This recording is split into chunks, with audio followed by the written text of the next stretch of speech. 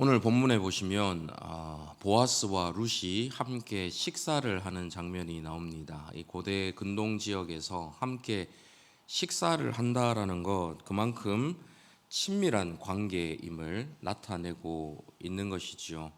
보아스는 룻을 단순히 그 식사 자리에 초대하는 것뿐만 아니라 그곳에서 더 많은 친절을 룻에게 베풀고 있는 것을 볼 수가 있습니다.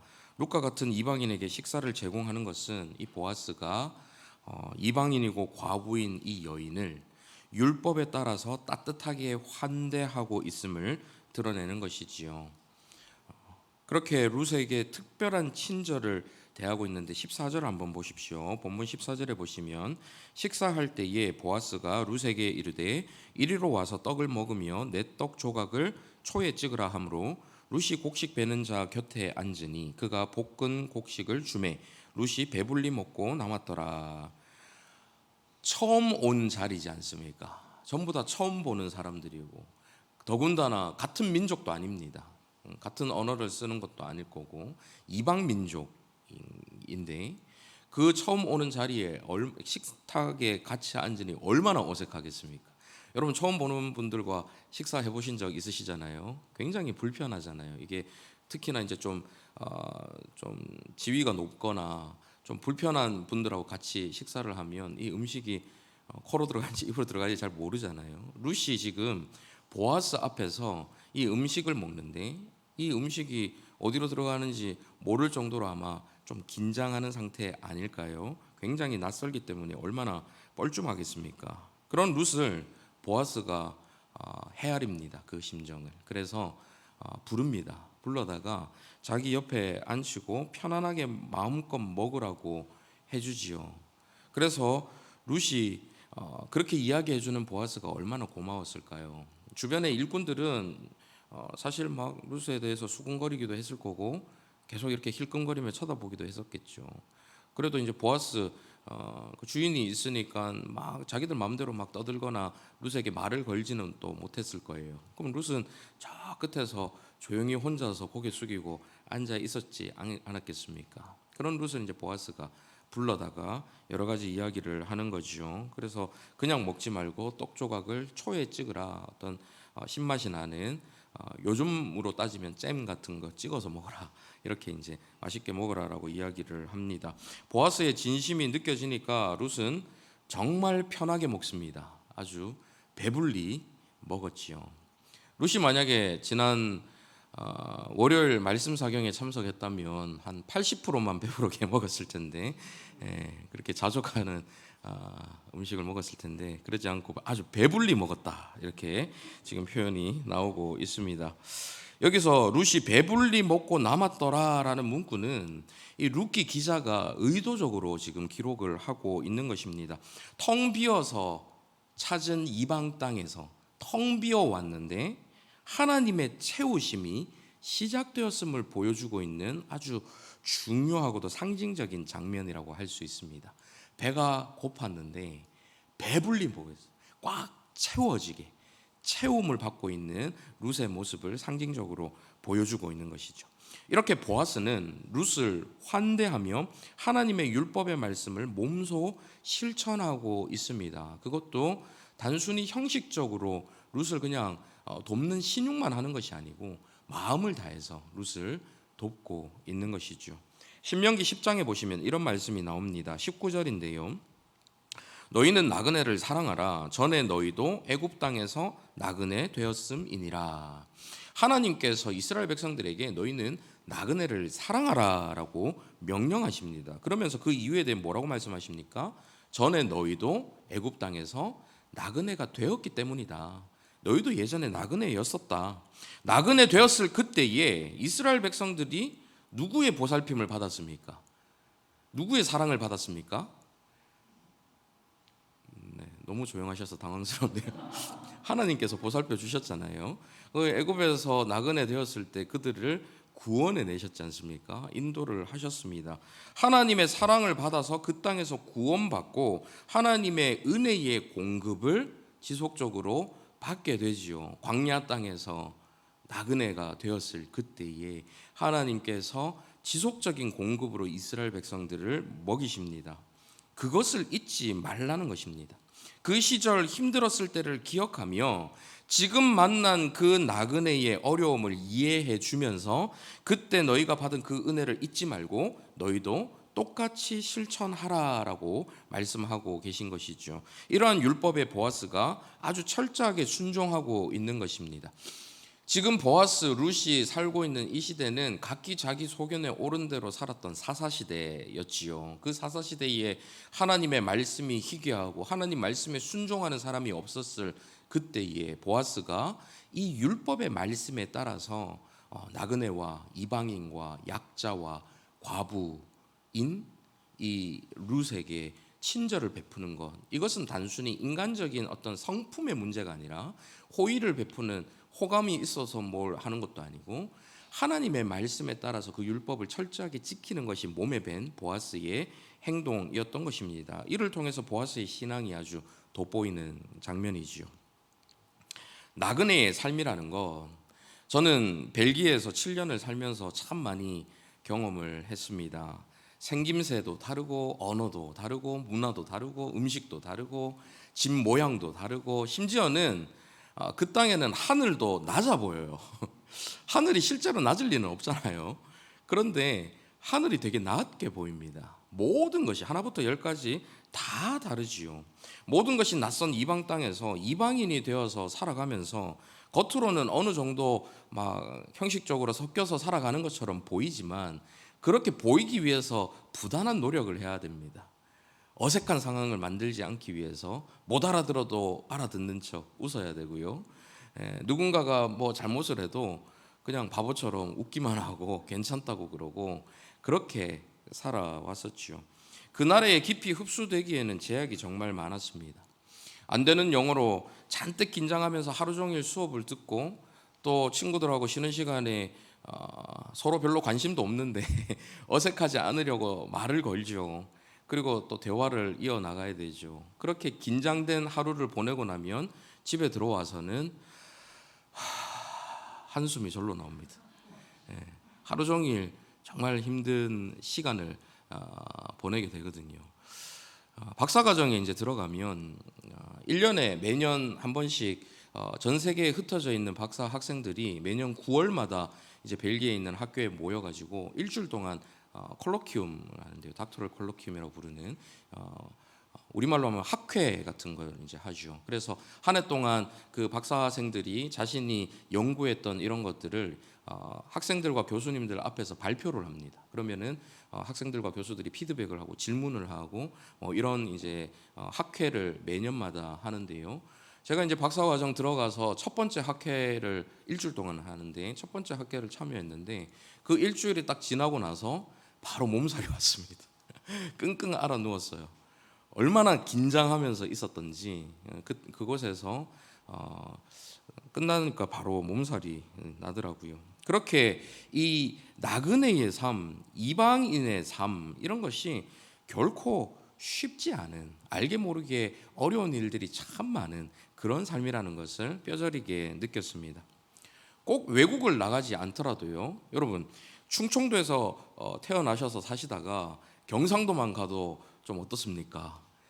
아버지 돌 굴러가유 두 갠디 뭐 이렇게 천천히 말씀하시다가 경상도 가가지고 식당에 가면 어떻게 됩니까? 아줌마 이거 버떡 안 줍니까? 와 이리 늦는겨? 이렇게 소리 지른 거 들으면 깜짝 놀라 싸움 났나? 네이티브 발음으로 제가 전달해 드렸습니다.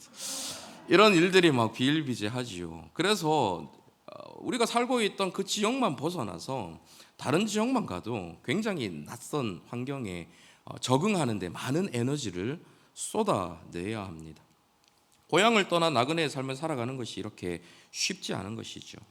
저희 애들이 한국에 이제 와가지고 얼마 안 됐을 때 이모랑 그 세종에서 수영장에 갔습니다. 그래서 저는 이제 바쁘다고 같이 못 가고 이모가 이제 아이들 데리고 수영장을 갔는데 남자 아이들이 이모가 같이 못 들어가잖아요. 그러니까 남자애들 둘이가 오늘 또 어떻게 앞에 앉았는데 이 둘이가 이제 자기들끼리 그 탈의실을 들어간 거예요.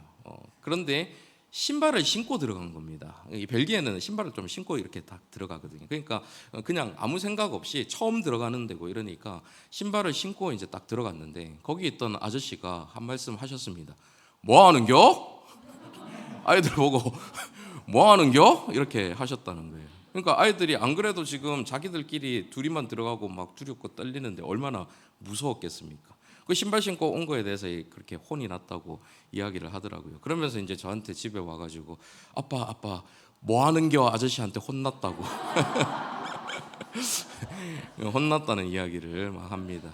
그래서 제가 좀 같이 따라가지 못한 게 좀 많은 미안한 마음도 들더라고요. 저 같으면은 엄마 떨어져서 자기들끼리 애들이 오면 그냥 얘들아 거기 신발 신고 들어오면 안 돼, 벗고 들어오는 데야, 이렇게 그냥 친절하게 얘기했을 것 같은데 뭐 하는겨? 얼마나 당황스럽겠습니까? 아무튼 낯선 환경에서는 그만큼 모든 것이 편하지를 않습니다. 긴장 상태이죠. 안정적인 터전이 없으니까 생활도 참 어려운 경우가 많습니다. 이것이 바로 나그네의 삶입니다.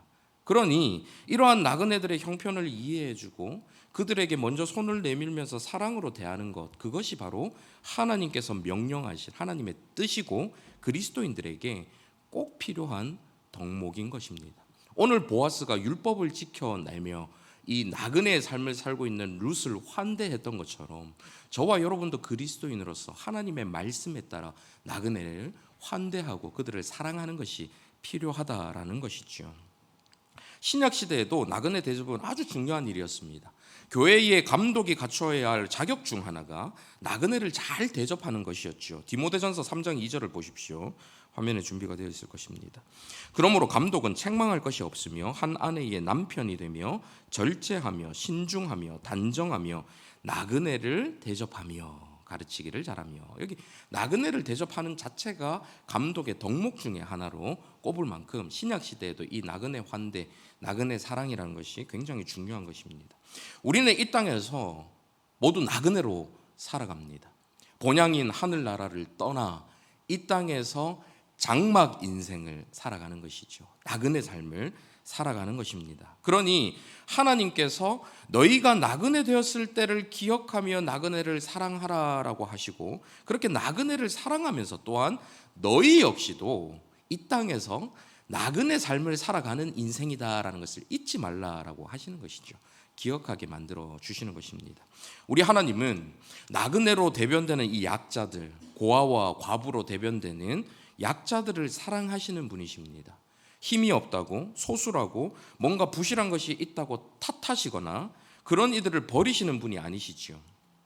세상의 원리로 따지면은 강한 자, 부유한 자, 유력한 자, 능력이 있는 자, 매력이 있는 자, 뭔가를 소유한 자, 이런 사람들이 선택을 받고 사람들에게 칭송을 받지만, 그 세상 원리와 다른 원리를 가지고 계신 하나님께서는 오히려 그런 사람들을 더 적극적으로 보살필 수 있도록 가르쳐주고 계신 것입니다. 왜냐하면 세상에 어그러진 원리에 따라서 그런 자들이 세상 속에서 얼마나 멸시받고 얼마나 힘든 인생을 살아가는지 하나님께서 너무 잘 아시기 때문이에요.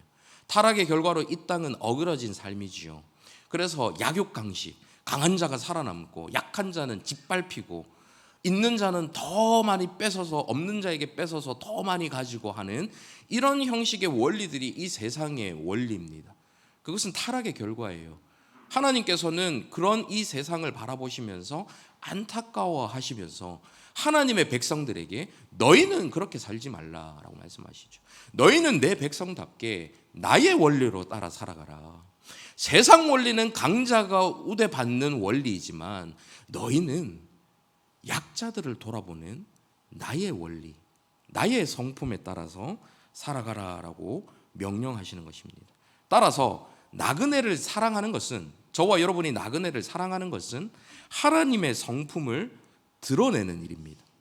저와 여러분이 나그네를 사랑하는 모습을 보일 때에 고아와 과부로 대변되는 힘없는 약자들을 보살피고 배려하고 도와주는 그 모습을 보일 때에 저와 여러분의 그 행동을 통해서 하나님의 그 사랑의 성품을 세상 사람들에게 드러내 보이는 것이고, 그것을 통해 하나님의 영광을 나타내는 것이지요.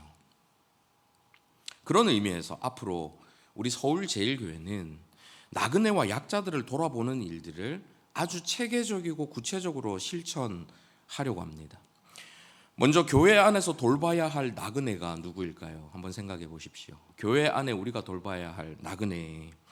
저와 여러분에게는 우리 집과 같은 포근한 우리 교회이겠지만 우리 교회를 처음 찾는 분들에게는 굉장히 낯선 곳 아니겠습니까? 이방 땅이지요. 그러니까 그분들은 문자 그대로 나그네입니다. 우리 교회를 처음 오셔서 모든 것이 낯설고 모든 것이 어디에 화장실이 어디 있고 식당이 어디 있는지 아무것도 모르는 그런 분들은 문자 그대로 나그네인 것이죠. 그러니 새로 방문하시거나 등록하시는 분들이 우리 교회 안에서 나그네라는 것을 우리는 꼭 염두에 두어야 합니다. 제가 한창 사춘기 때 중고등부 회장을 하면서 앞에서 이제 중고등부 예배 사회를 했거든요. 그러면은 그때는 제가 사춘기였기 때문에 어디서든 째려보며 다닐 때였습니다. 이유 없이 그냥 사람들을 째려보고 다니던 때였기 때문에 앞에서 예배 인도를 하고 사회를 보면서도 이렇게 다 째려봤지만 누군가 잘 모르는 사람이 있으면 더 막 이렇게 째려봤죠. 쟤 뭐야? 누구야? 왜 왔어? 막 이런 투로 제가 째려봤어요. 그 친구들 제가 지금이라도 만나면 당장이라도 사과를 하고 싶습니다. 왜 그랬는지 이유는 없어요. 그냥 째려봤어요. 사춘기 때 그랬습니다. 혹시 여러분들 새로 오셨다고 째려보시는 분 안 계시겠죠? 그러면 만약에 혹시 계시다면 아직까지 그 사춘기를 벗어나지 못하신 것입니다. 우리 교회 처음 오신 분들에게 좀 따뜻한 눈빛으로 바라보는 거 굉장히 중요하겠죠. 째려보지는 않더라도 혹시나 처음 오시는 분을 투명인간 취급하시진 않습니까? 혹시라도 뭐 물어볼까 봐, 아니면 눈 마주치면 어색하게 인사해야 되니까 말을 걸어야 되니까 막 어떡하지 하다가 그냥 일부러 막 피해 다니고 그러시는 분 안 계시죠? 네. 그렇게 하지 않고 새로 오시는 분들께 따뜻한 눈빛으로 부드러운 말투로 호의적인 태도로 예의 바르게 매너 있게 그렇게 그분들을 대한다면 그분들이 이 낯선 환경에서 좀 더 편안하게 생각하고 복음에 대해서도 교회에 대해서도 아주 좋은 인상을 받게 되지 않겠습니까? 새가족 팀만 하는 것이 아니라 처음 보는 분이거나 뭔가 좀 두리번거리거나 막 헤매는 것처럼 보이는 분을 여러분들 만나신다면, 발견하신다면 여러분들 중 누구라도 먼저 적극적으로 다가가 주시기를 바랍니다. 그렇게 적극적으로 다가가서 두리번거리는 사람에게 뭐라고 얘기해야 될까요? 뭐 하는겨? 이렇게 하면 안 되겠죠. 따뜻한 말로 활짝 웃으면서 친절하게 대해 주신다면 그분들이 비록 목사 인상은 마음에 들지 않는다 하더라도, 주차장은 막 좁아서 마음에 안 든다 하더라도 그 따뜻한 미소를 보여주신 그 한 분 때문에 우리 교회 나오는 게 좋아지고 또 정착까지 이어질 수 있지 않겠습니까? 그것이 우리가 하나님의 일을 감당하는 일입니다. 사명을 감당하는 거예요. 그래서 그런 일들 물론 쑥스럽죠. 처음 보는 사람한테 먼저 말 거는 건 누구도 쉽지 않습니다. 새가족 팀이라고 임명됐지만 새가족 팀은 무슨 특별한 분들이 아니시잖아요. 여러분들 중에 새가족 팀이 임명돼서 하시는데 새가족 팀 분들도 많이 해보시니까 이제 익숙하셔서 잘하시는 거지, 누구나 새로운 분들에게 먼저 말 거는 것은 쉽지 않은 일입니다. 그렇기 때문에 여러분 모두가 특별한 사람들만 그렇게 한다 생각하지 마시고 모두가 새가족 팀이다 생각하고 그렇게 우리 교회 찾아오시는 나그네에게 환대하고 사랑할 수 있는 저와 여러분 되시기를 바랍니다. 우리 교회가 새가족 등록 카드를 신경 써서 만들고 새가족실을 더 예쁘게 꾸미려고 하는 이유도 여기에 있습니다. 단순히 막 새가족들 오셔가지고 뭘 교회를 채우기 위한, 물론 꽉 차면 좋죠. 그런데 그런 목적만이 아니라 이분들이 나그네이기 때문에 이 나그네를 환대하는 입장에서 처음 겪는 이 환경 속에서 잘 정착하실 수 있도록, 그래서 이곳에서 함께 예배하며 복음을 듣고 그 인생이 바뀐다면 그 자체가 얼마나 귀한 일입니까? 제가 새로 만들어진 우리 등록카드를 다른 교회도 좀 참고해서 쓰시라고 SNS에 이렇게 올렸는데요. 모르는 목사님들이 몇 분이 연락이 왔습니다. 그러면서 이거 그 목사님들 그 교회에서 좀 사용을 해도 되겠냐고 허락받는 이런 연락을 해주셨더라고요. 당연히 뭐 다 공유해 드렸죠. 뿐만 아니라 막 묻지도 않았는데 이거 써보니까 이런 거 조금 바꾸면 좋을 것 같습니다. 막 오지랖을 부리기도 했습니다. 다음에는 우리는 좀 이런 걸 좀 넣으려고 합니다. 제가 가지고 있는 지금 아직 실행하지 않는 아이디어들도 막 이렇게 공유를 했는데요. 사업이라면 뭐 영업 비밀을 알려주지 않겠지만 우리 목회라는 건 사업이 아니잖아요. 한국교회가 모두가 같이 살아서 모두가 함께 좋은 이미지를 가질 수 있도록 노력하고 영혼 구원을 위해서 함께 노력해야 되기 때문에 이런 것들을 함께 공유를 했습니다. 그렇게 우리가 새 가족을 위해서 고민하고 신경 쓰는 것 이 자체가 결국 나그네 사랑의 일환이다라는 말씀을 드립니다. 교회 안의 나그네는 새 가족뿐만이 아닙니다. 나그네로 대변되는 약자들을 잘 보살피는 교회가 되어야 할 것입니다. 교회 안에 육체적으로, 정신적으로, 경제적으로 어려움을 겪고 계신 우리 형제 자매들이 계시다면 그분들을 돌아보는 것 중요하지요. 홀로 외롭게 생활하시는 분들, 교회 안에 깊숙이 들어오지 못하고 겉돌면서 출석만 그냥 겨우 하시고 여전히 교회에서 섞이는 것이 어색하신 분들, 식사하실 때 같이 드실 분 마땅히 없어서 그냥 혼자 드시는 분들, 이런 분들 우리가 가장 우선적으로 찾아가서 적극적으로 찾아가서 우리가 사랑을 베풀고 환대해야 하는 나그네입니다. 뭐 교회 오래 다녔는데 아직까지도 혼자 밥 먹어? 자기 문제 아니야? 이렇게 생각하시면 안 되는 거예요. 같이 여러분들이 같이 적극적으로 해주셔서 친한 분들끼리만 막 식사 같이 하지 마시고 홀로 계신 분이나 그동안 여러분들 대화해보지 않으셨던 분들, 우리 교회에 저런 분도 계셨네, 저분은 좀 어떤 분일까? 그렇게 궁금해하시면서 찾아가서 같이 식사하시고 이러면 얼마나 좋겠습니까? 그분들이 우리가 돌봐야 되는 나그네들이죠. 특별히 우리 어르신들, 이런 분들을 아주 세심하게 살피고 그 필요를 실제적으로 채워드리는 것, 이것이 바로 보아스가 룻에게 감당했던 그 나그네의 환대와 사랑, 이것입니다. 오늘 본문을 통해서 저와 여러분이 발견해야 되는 것은 보아스가 친절하게 했어로 끝나면 안 되죠.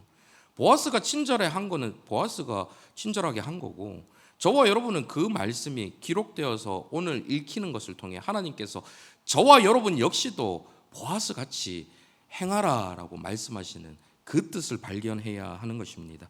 여기 집사님들 많이 계시잖아요. 집사라는 직분의 역할이 바로 그런 일을 하는 거예요. 교회 안에 어려운 분이 누구신지, 홀로 계신 분이 누구신지, 실제적으로 도움이 필요하신 분들을 집사님들이 돌아보시고 그분들에게 실제적인 도움을 채워주시는 것, 이게 집사 직분의 역할입니다. 공식적인 역할이에요. 그래서 집사님들 여러분들, 제가 책임을 떠넘기는 게 아니고 모두가 함께 해야 되지만 집사 직분을 받으신 분들은 이 집사의 역할이, 내가 해야 되는 역할이 가장 중요한 게 바로 이것이구나라고 생각하셔서 더 적극적으로 그렇게 도움을 주시기를 부탁드립니다. 우리 서울제일교회가 정말 새로운 교회로, 지난 주일에 말씀드린 것처럼 좋은 교회를 찾는 분들이 여기가 정말 좋은 교회구나 알아보시고 찾아오는 더 좋은 교회가 되기 위해서는 우리 교회를 구성하고 있는 저와 여러분 한 분 한 분이 함께 성숙해지고 함께 노력해 주셔야 합니다. 그것이 교회를 위한 길이고, 나아가서 하나님의 명령에, 하나님의 말씀에 순종하는 길인 것이지요. 교회 밖으로는 어떻게 해야 할까요? 물론 준비할 기간이 더 필요하기 때문에 당장 시작할 수는 없겠지만요, 교회가 앞으로 잘 준비해서 주변 지역에 도움이 필요하신 분들을 돌아보며 약자들에게는 실제적인 도움을 드리고, 그 도움의 손길을 하는, 봉사하는 저와 여러분들은 이웃 사랑을 실천하고 훈련하는 기회를 삼았으면 좋겠습니다. 제가 귀국하기 전에 이미 여러 목회 계획들을 세웠는데요, 구체적인 계획을 세우기 위해서 이 지역을 파악하는 리서치를 좀 했거든요. 그 전에 제가 말씀드린 적이 있지만 지역 내에 홀로 지내시는 어르신들, 독거노인들이 화곡 2동에만 674명이 계십니다. 모두 작년 기준입니다. 4동에는 903명, 8동에는 무려 1011명이나 되세요.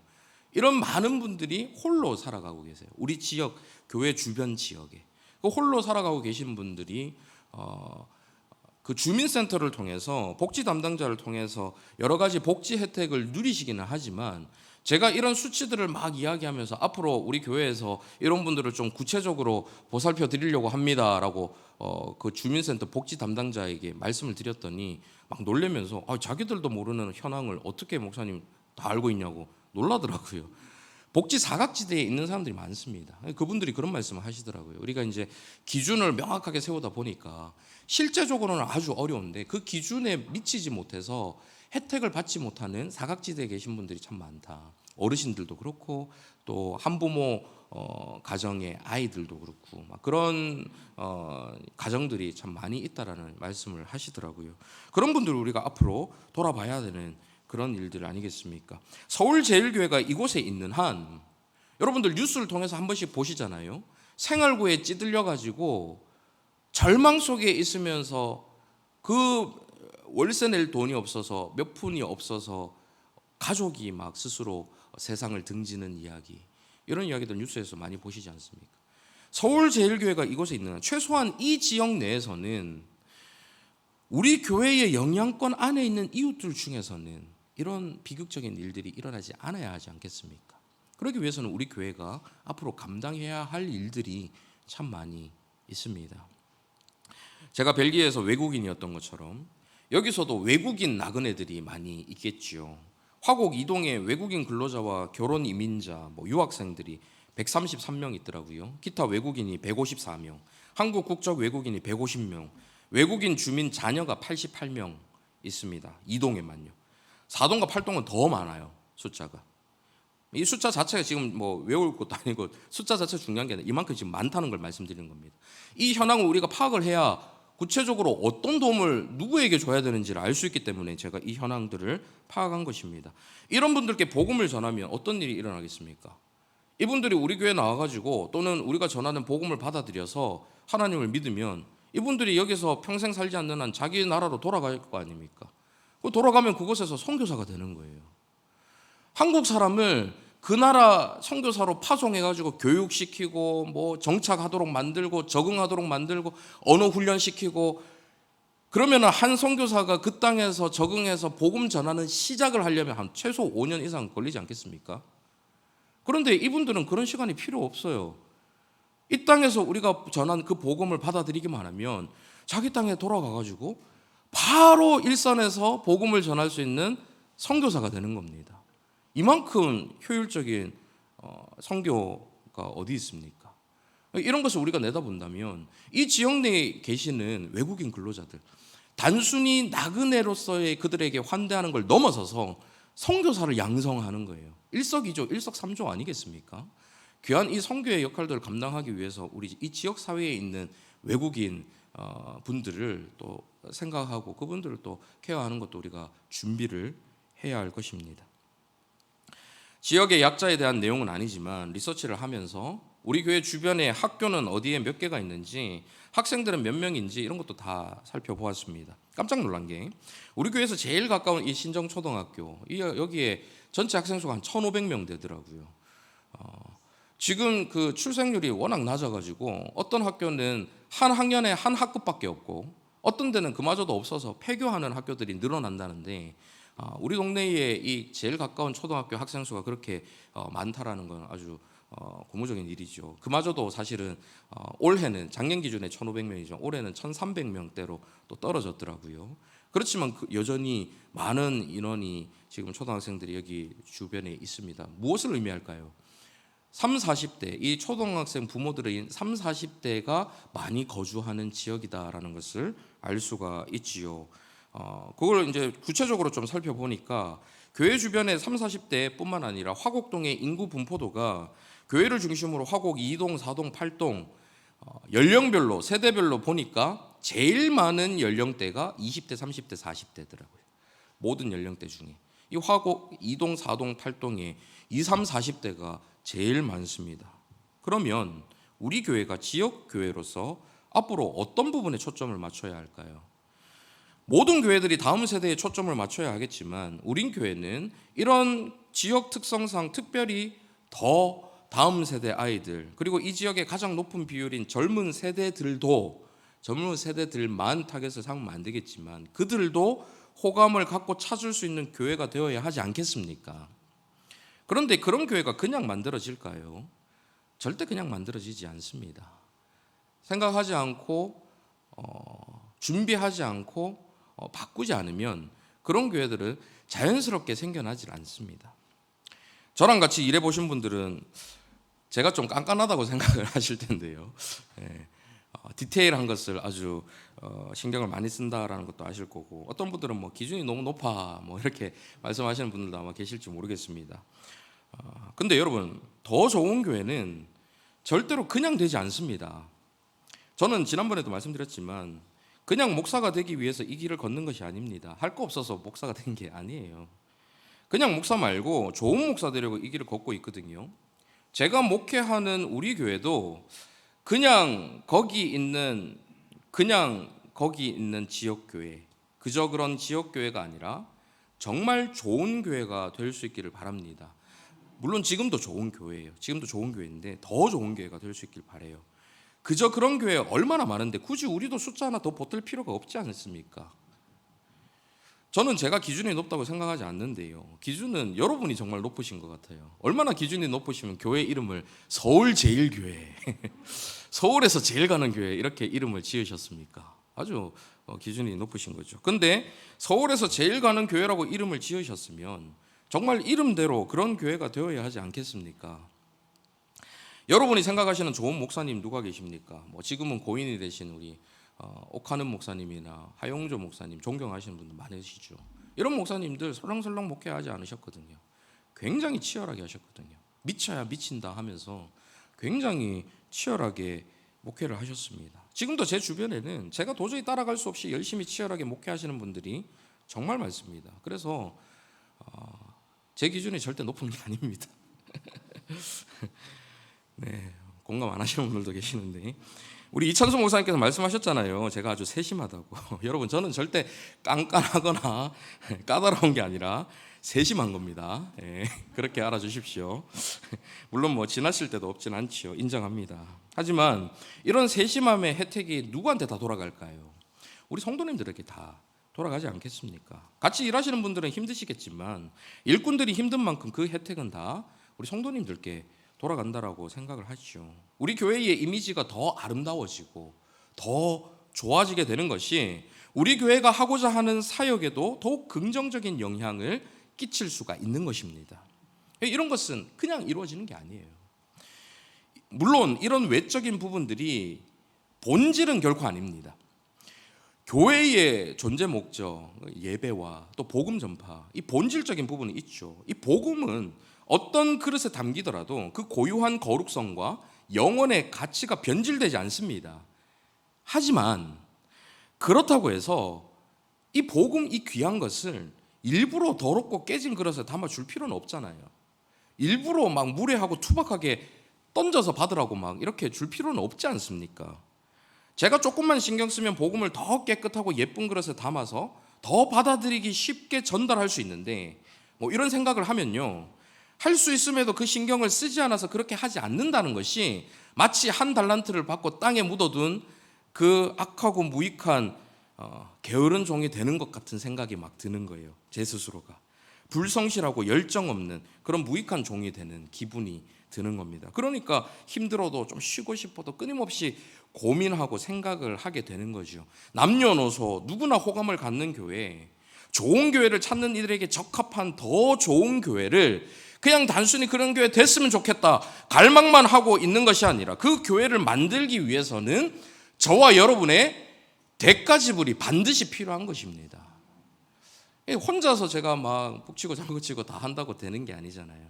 그래서 우리 모든 성도님들께서 함께 꿈 넘어 꿈 넘어서 좋은 교회라는 꿈을 이루셨으면, 이 지역에서 좋은 소문나는 교회를 이루셨으면, 그 꿈을 1차적으로 이루셨으면 이제는 그 꿈 너머로 더 좋은 교회로 나아가는 이 꿈 너머 꿈을 한번 같이 꿔보지 않으시겠습니까? 그 꿈이 우리 가운데 있을 때에 하나님께서 우리 강사 목사님 이 귀한 분 이 시기에 사실 뭐 굉장히 바쁘시다고 들었거든요. 코로나 시기에 그 집회 요청하시는 교회들 다 못 가셔가지고 지금 엄청 밀려 있으시대요. 그런 거 다 제치고 지금 우리 교회 오셨거든요. 오셔가지고 전하신 말씀 무엇입니까? 도전적 신앙을 가져라. 왜 이 시기에 그런 말씀이 우리 교회에 주어졌을까요? 우리가 함께 기도했던 거, 목사님 통해서 우리 교회를 위한 하나님의 말씀, 하나님의 뜻을 알려주십시오. 그런데 제가 그 부탁을 드린 것도 아니에요. 이런 말씀 해주십시오, 이런 부탁 드린 것도 아닙니다. 목사님께서 성령님께서 이끄시는 대로 준비하셔서 전하신 말씀이 도전적 신앙 아닙니까? 왜 이 시기에 우리에게 그런 말씀이 주어졌을까요? 참된 부흥을 갈망하라. 지난주에 제가 드렸던 설교도 원래 계획했던 설교가 아닙니다. 저는 설교 계획을 이미 이전부터 쫙 다 해놨었거든요. 그래서 뭐 복음 해설 시리즈, 예배 해설 시리즈 이거 오기 전에 이미 다 준비됐던, 그러니까 하려고 생각했었던 시리즈들이었는데, 참된 부흥을 갈망하라는 이 설교는 준비한 게 아니었어요, 그 전에. 그런데 왜 이 시기에 우리가 참된 부흥을 갈망하는 마음이 다시 일어나야 할까요? 하나님께서 저와 여러분에게, 우리 서울제일교회에 뜻하시는 바가 있지 않을까 하는 생각을 해봅니다. 이런 것들을 위해서 저와 여러분이 함께 대가지불을 하고 함께 힘을 합쳐야 하는 것이죠. 나그네를 사랑하는 것도 마찬가지입니다. 하기 싫은데 억지로 얼굴에 티 다 내면서 그러고 사랑한다고 하면, 돕겠다고 하면 누가 좋아하겠습니까? 먹을 것 막 조금 주면서, 필요한 거 조금 채워주면서, 당신은 도움 받는 입장이니 이런 거라도 감사하게 받아라 하는 태도로 본인은 먹지도 않고 쓰지도 않을 거를 누군가에 준다면 그것을 받는 사람이 과연 진짜 고마워할까요? 생색내기용으로 준다면 누가 좋아하겠냐 하는 것입니다. 그러니 작은 것 하나를 주더라도 받는 사람 입장에서 세심하게 신경을 써야 하는 것이 중요한 것이죠. 오늘 본문의 보아스가 딱 그렇게 했습니다. 룻에게 어떻게 하는지 한번 보십시오. 본문 15절 이하 같이 한번 읽어보실까요? 15절, 16절 두 구절입니다. 시작. 룻이 이삭을 주우러 일어날 때에 보아스가 자기 소년들에게 명령하여 이르되 그에게 곡식단 사이에서 죽게 하고 책망하지 말며 또 그를 위하여 곡식 다발에서 조금씩 뽑아 버려서 그에게 죽게 하고 꾸짖지 말라 하니라. 룻이 민망할까봐, 상처받을까봐 조용히 소년들에게 명령을 합니다.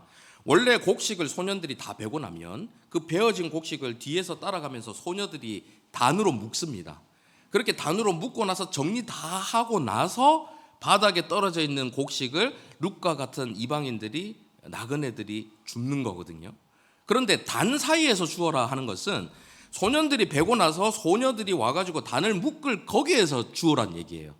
그럼 지금 묶고 있을 때, 이럴 때 거기에 떨어지는 것이 훨씬 더 많겠죠. 정리 다 하고 나서 남은 것보다. 그것만 해도 더 많은 곡식들을 주울 수 있는 상황인데, 거기다가 더군다나 보아스가 더 많이 주울 수 있도록 거기에 대해서 일부러 뽑아서, 조용히 뽑아서 이렇게 더 줍게 해라, 이렇게 명령을 지금 하고 있는 겁니다. 얼마나 세심하게 지금 살피고 있습니까? 그것도 룻이 알면은 또 막 뻘쭘하고 그럴까봐 모르게 그냥 조용히 그렇게 하라고 이야기하는 거죠. 아주 세심하고도 실제적인 도움을 주는 것입니다. 이러한 보아스의 세심한 모습이 저와 여러분 사역 가운데도 나타나야 하는 것이죠. 이제 말씀 맺겠습니다. 약자를 돌보고 나그네를 사랑하는 것은 하나님의 명령입니다. 마음과 정성을 다해 나그네를 사랑하는 것, 그것은 하나님께서 저와 여러분에게 주신 계명, 즉 이웃 사랑의 한 실천 사항이기도 하지요. 앞으로 저와 여러분의 세심한 수고를 통해서 나그네와 약자를 돌아보시는 하나님의 성품을 드러내는 우리 서울제일교회 될 수 있기를 간절히 바랍니다. 이러한 마음의 소망을 담아서 이 찬양 고백하기를 원하는데요. 이런 교회 되게 하소서 같이 고백하시겠습니다.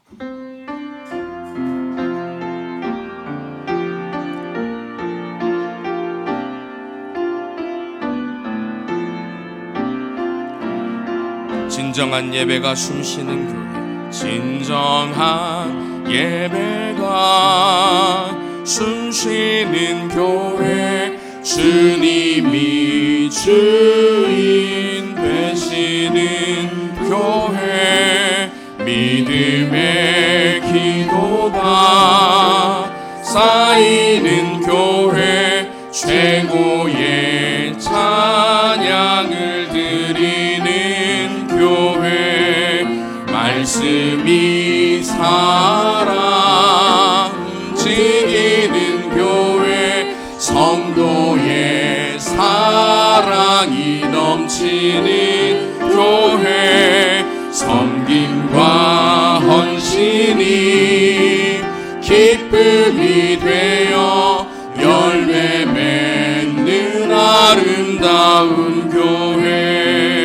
주님의 마음 닮아서 이웃을 사랑하는 교회, 주님의 영광을 위해서 빛 되신 주님 전하는 교회, 사랑의 불꽃이 활짝 피어나 날마다 사랑에 빠지는 교회, 주께서 사랑하는 우리 서울제일교회, 우리 교회가 이런 교회 되게 하소서. 한 번 더 고백해 보겠습니다. 진정한 예배가 숨쉬는 교회. 한마디 한마디 여러분 간구하는 마음으로 고백해 보십시오. 주님이 주인 되시는 교회, 상상만 해도 좋지 않습니까? 믿음의 기도가 쌓이는 교회, 최고의 찬양을 드리는 교회. 어느 교회입니까? 우리 서울제일교회죠. 말씀이 살아 움직이는 교회, 성도의 사랑이 넘치는 교회, 섬김과 헌신이 기쁨이 되어 아름다운 열매 맺는 아름다운 교회, 주님의 마음 닮아서 이웃을 사랑하는 교회, 주님의 영광을 위해서 빛 대신 주님 전하는 교회, 사랑의 불꽃이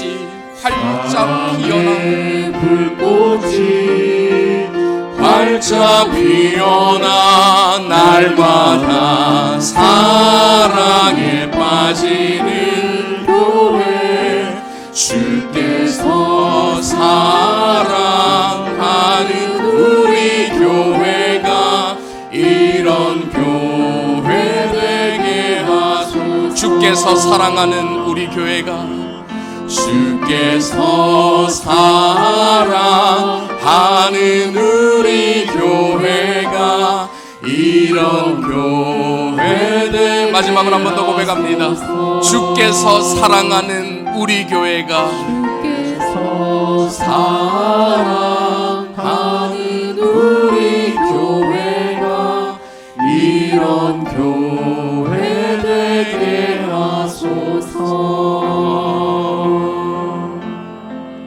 시간 같이 한번 기도했으면 좋겠는데요. 오늘 말씀을 생각하며 우리 교회를 위해서 함께 기도할 때, 주님, 나그네를 환대하며 약자들을 돌아보며 이웃 사랑을 구체적으로 실천하는 우리 서울제일교회가 되기를 원합니다. 이것이 하나님의 명령이고, 이것이 하나님의 성품을 드러내는 일이고, 이것이 결국 하나님께 영광이 되는 일이기 때문입니다.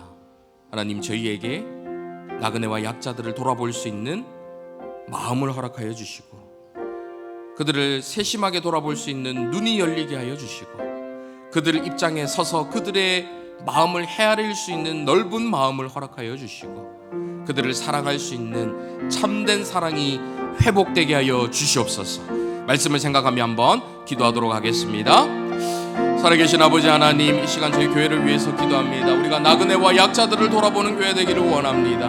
우리 교회 가운데 나그네 누구 있습니까? 서로 찾으시는 새 가족들에게 따뜻한 손을 내밀 손길을 내미는 저희가 되게 하여 주시옵소서. 방문하는 방문자들에게 따뜻한 미소를 보일 수 있는 저희가 되게 하여 주시옵소서. 우리 교회 가운데 겉도는 사람이 있습니까? 정착하지 못하고 또 안으로 깊숙이 들어오지 못하고 또 홀로 떨어져서 식사하고 홀로 떨어져서 지내고 있는 그런 성도들이 있습니까? 그들을 나의 형제로 여기고 나의 친구로 여기고 그들에게 먼저 다가가 사랑의 손길을 내밀 수 있는 저희 모두가 되게 하여 주시옵소서. 우리 교회 가운데 육체적으로 정신적으로 영적으로 연약한 이들 돌아보게 하여 주시고, 연세 드신 연로하신 어르신들을 저희들이 돌아보게 하여 주시고, 우리 교회 가운데 있는 모든 연약한 분들 한 분 한 분 생각하며 그들을 위하여 사랑의 손길을 내밀 수 있는 저희가 되게 하여 주시옵소서. 아버지 하나님 붙드시옵소서. 한 번 더 기도하실 때에 하나님께서 기뻐 쓰시는 교회가 되기를 원합니다. 온 성도가 한 마음이 되어서 도전하는 신앙을 갖게 하시고, 거저 얻을 수 없는 좋은 교회, 더 좋은 교회, 온 성도가 한 마음으로 애쓰고 노력하고 기도해서 우리 서울제일교회가 정말 좋은 교회, 더 좋은 교회 될 수 있도록 인도하여 주옵소서. 우리 교회를 통해서 이 지역에 있는 나그네들, 약자들 하나님을 알고 하나님께서 주시는 그 힘을 얻기를 원합니다. 그들에게 형식적으로 사랑을 베푸는 것이 아니라, 일시적으로 베푸는 것이 아니라 지속적으로 실제적으로 도움을 주고, 무엇보다도 그들에게 영혼의 가치를 지닌 복음을 전하는 일에 귀하게 쓰임받는 우리 교회가 되게 하여 주시옵소서. 하나님께서 기뻐 쓰시는 교회를 위해서 다시 한번 기도하며 나가도록 하겠습니다. 살아계신 아버지 하나님, 우리 교회가 아버지 하나님 이 지역 가운데 세워진 목적이 있음을 압니다. 아버지 하나님께서 이곳 가운데 우리 교회를 세워주셨사오니 우리 교회를 통하여 지역이 변화되기를 소원합니다. 이 땅이 변화되기를 소원합니다. 주변의 모든 이웃들이 변화되기를 소원합니다. 우리 교회의 그 손길을 통해서, 앞으로의 계획들을 통해서 이 지역 사회에 있는 연약한 자들, 나그네들, 약자들, 그들을 돌아보고 그들에게 형식적인 것이 아니라, 일시적인 것이 아니라 구체적인 도움, 지속적인 도움을 전할 수 있는 저희가 되게 하여 주시옵소서. 또한 그들을 그 모든 손길을 통해서 단순히 구원하는 것으로 끝나지 않게 하시고, 영혼의 가치를 지닌 복음, 그들의 영혼까지 되살릴 수 있는 이 귀한 복된 소식을 전할 수 있는 저희 모두가 될 수 있도록 주님 인도하여 주시옵소서. 하나님께 귀하게 쓰임받는 하나님의 교회가 되어서 아버지 하나님, 우리 교회를 통해서 수많은 하나님의 놀라운 계획들이 성취되는 역사가 나타날 수 있도록 인도하여 주시옵소서. 살아계신 예수 그리스도의 이름으로 기도하옵나이다. 아멘. 마지막으로 우리 함께 찬양하기를 원하는데요, 우리 오늘 눈물로 한 알의 씨앗을 심는다, 보리라라는 찬양입니다. 앞서 말씀드린 것처럼 좋은 교회는 그냥 될 수 없습니다. 대가지불이 반드시 필요합니다. 눈물로 한 알의 씨앗을 심는 것이 있어야 그 씨앗이 자라나서 열매 맺는 것을 볼 수가 있습니다. 결단하며 함께 찬양하도록 하겠습니다.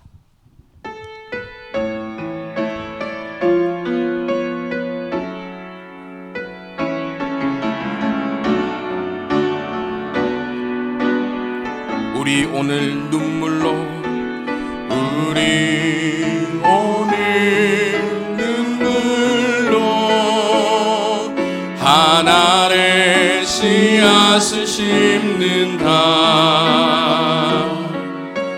꿈꿀 수 없어 무너진 가슴에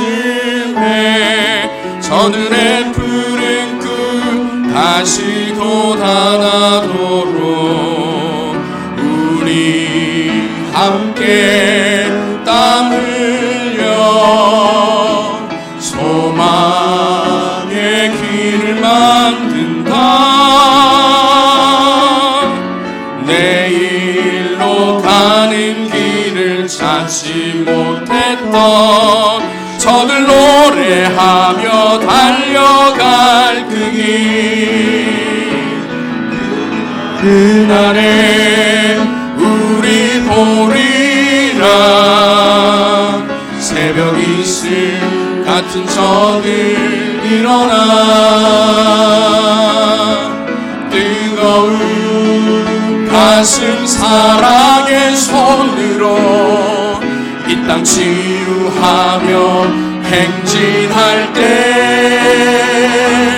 오래 황폐하였던 이 땅 어디서나 순결한 꽃들 피어나고 푸른 위에 나무가 가득한 세상 우리 함께 우리 오늘 눈물로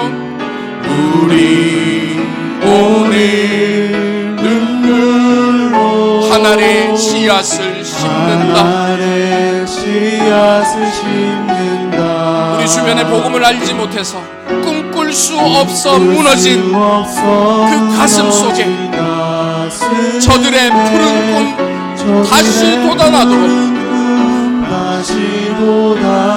우리 함께 땀 흘려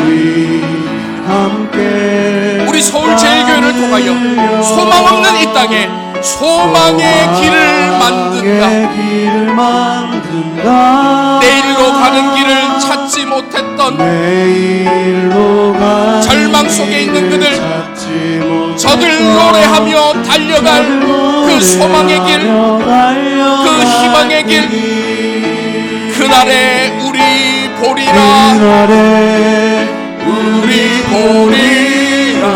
새벽 이슬 같은 저들 일어나.